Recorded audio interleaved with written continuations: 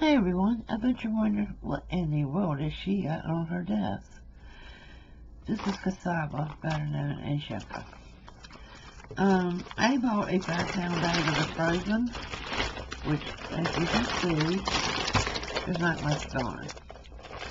But this is the time of the year where I'm doing a lot of my preserving foods. And this is gluten free. It is, I love it. I love to make it mashed with butter, like mashed potatoes. To me, it's better than mashed cauliflower. And you know, we're all trying to eat a little healthier. But would you like to know how you can turn yucca into flour?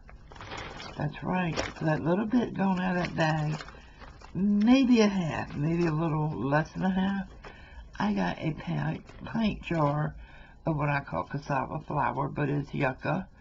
But it's great for making breads. It's great for making fried breads.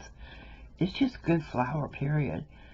And you can use this instead of regular processed bleached flours, and it's gluten-free.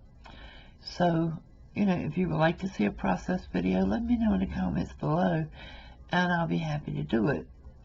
Also, I'm preparing some meals in a jar, which will be dehydrated foods. And you don't need a dehydrator. You can dehydrate in your oven. You just have to do different steps and processes. But there's hundreds of videos on YouTube to show you how. So don't keep throwing your leftovers away, guys.